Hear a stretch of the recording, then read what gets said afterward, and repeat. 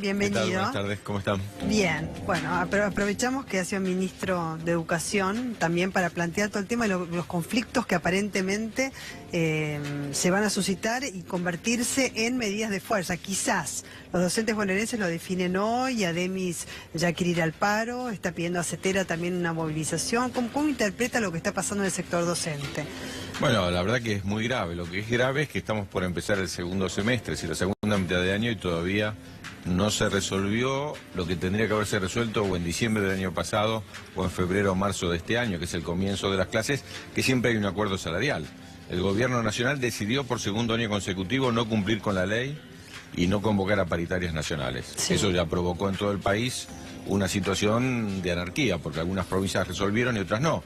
Y lo que es gravísimo es que Provincia de Buenos Aires y Ciudad de Buenos Aires, que son dos de los lugares donde hay más docentes, Provincia de Buenos Aires tiene 1 de cada 3 maestros del país, así que es casi 1/3 del sistema educativo nacional, va a empezar el segundo semestre con conflicto porque el sindicato lo que pide es lo más básico, es que simplemente el aumento salarial contemple la inflación.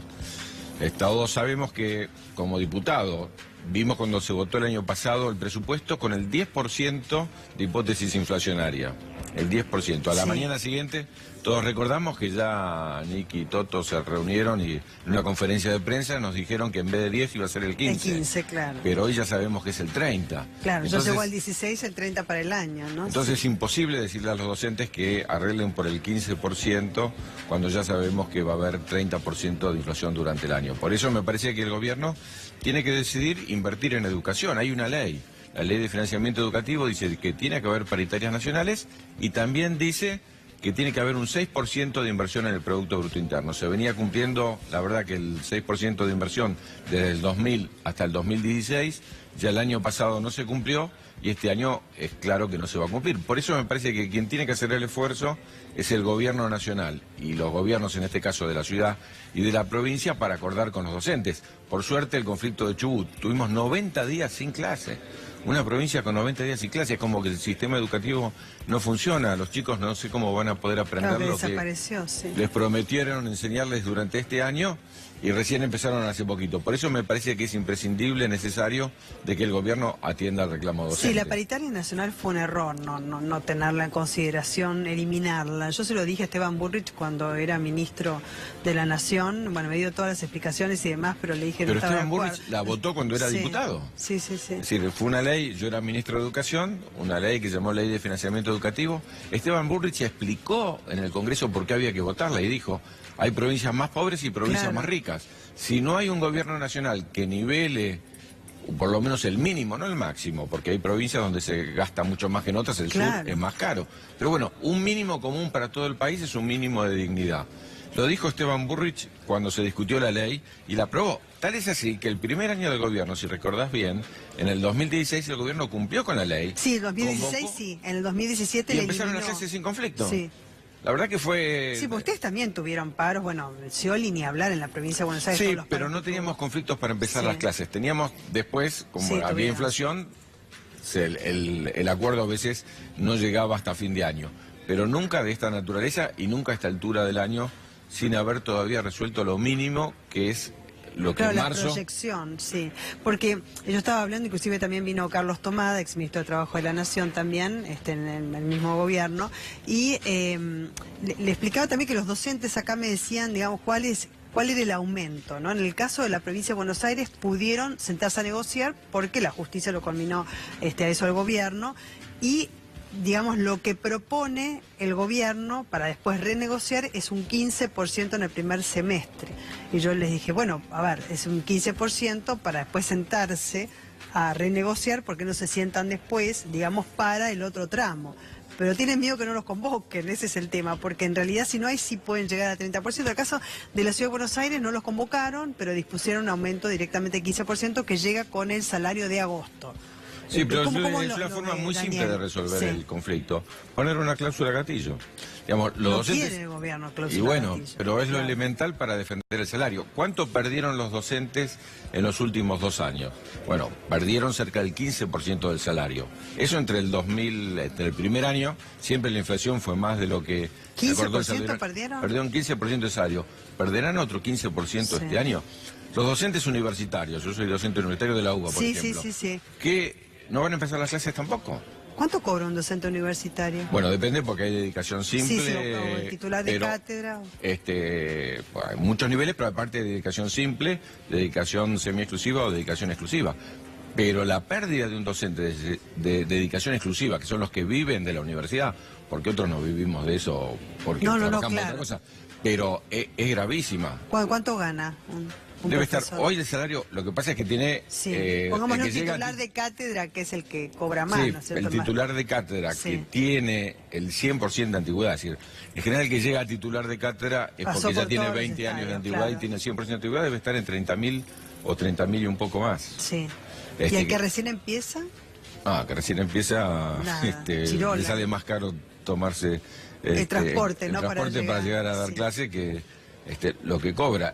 La situación que plantea de fondo el gobierno, y esto hay que pensarlo, cuando va a discutir el presupuesto para el año que viene y pide que las provincias tengan en cuenta esta necesidad de ajuste, es que le va a dejar de pasar, y lo adelantamos ahora, estoy en el mes de julio, lo estoy diciendo, está pidiendo que las provincias se hagan cargo del incentivo salarial docente. Son 20.000 millones de pesos para el año que viene. El gobierno quiere ahorrarse 20.000 millones de pesos. ¿Por qué no cumple la paritaria el gobierno?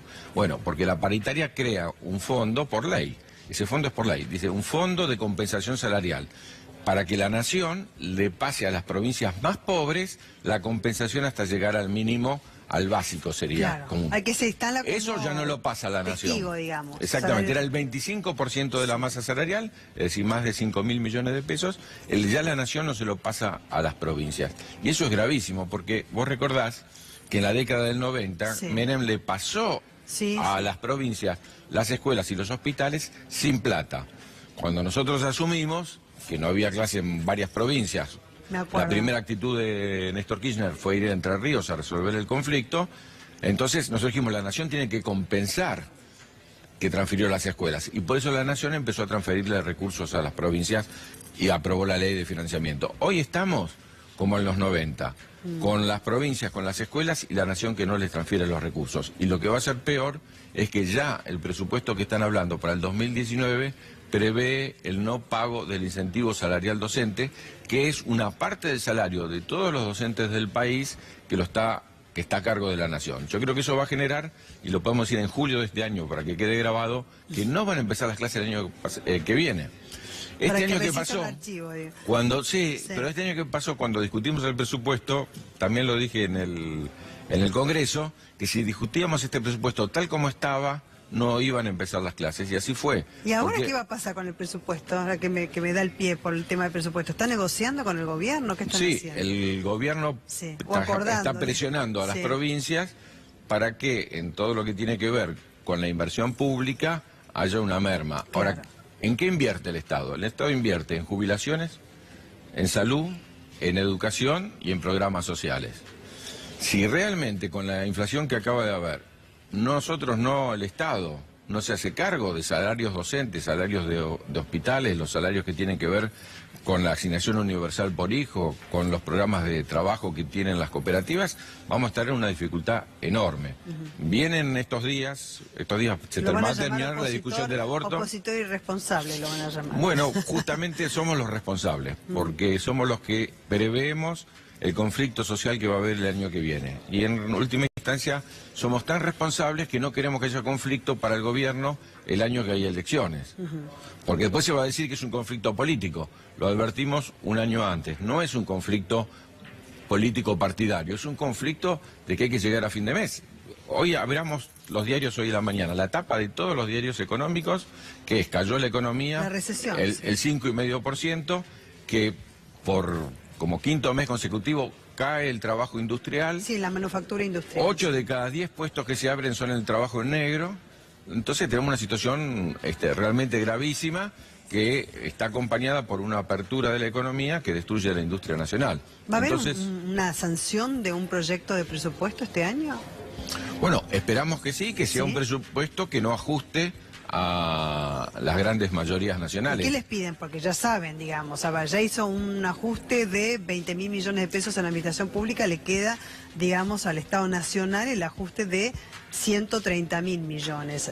Se va a hacer cargo de 50.000 millones de la provincia, porque la otra mitad era para las provincias se tienen que hacer cargo de 100.000 millones. Algo de número ya conocemos. No sé cuál va a ser Nosotros no vamos a aprobar ningún presupuesto que signifique ajuste. Más aún, lo hemos leído estos días, nosotros llamamos, y no tuvimos quórum, a una sesión especial para discutir el acuerdo con el Fondo Monetario Internacional. Sí. Porque lo que no puede pasar, y lo mismo pasa ahora con el acuerdo respecto de la reforma del decreto de las Fuerzas Armadas, es que el Congreso no sea un protagonista activo. La ley es muy clara. Si yo quiero reformular el presupuesto, quiero reformular la cantidad de endeudamiento nacional, tengo que recurrir al Congreso. La ley es muy clara. Dice, si yo quiero reformular la Carta Orgánica del Banco Central, tengo que ir al Congreso.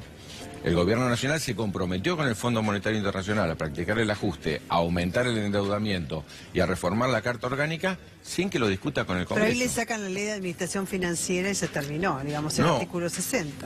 No, porque el tope del endeudamiento lo fija el Congreso, pero lo fijó cuando la inflación iba a ser del 10%. Cuando se pronosticaba un dólar para fin de año, para fin de este año, cercano a 20 pesos. Entonces aumentó tanto la inflación y tanto el dólar, que el gobierno está muy por encima de lo que el Congreso le autorizó, con un riesgo para el Fondo Monetario, que se lo dijimos al Fondo Monetario. ¿Se lo dijeron al Fondo? Sí, le dijimos que hay un riesgo. Porque no se reunieron. Sí, se le mandó una carta al Fondo Monetario Internacional. De todos los sectores. Usted la firmó, ¿no? Porque hubo sí. La CGT y todos los organismos de trabajadores, los organismos sociales, los partidos políticos y los bloques parlamentarios, le mandamos una carta y le dijimos, tengan cuidado porque es ilegal. Este endeudamiento, el día de mañana, un nuevo gobierno puede venir y estudiarlo. Y más aún, dijimos, lo mejor que puede pasarle al fondo es entregar los 15.000 millones que ya entregó y no seguir entregando hasta los 50.000 millones. Porque lo que vemos todos los días, veamos hoy el diario, es que lo que el gobierno recibió del fondo es parte de la evasión de dinero que hay del país, de dólares que se llevan afuera. Tuvimos récord en la primera mitad de año de evasión de recursos fuera del país. ¿Qué dólares son esos? Es decir, el fondo nos presta los dólares, el gobierno licita esos dólares, se lo compran los grandes capitales privados y se los llevan afuera.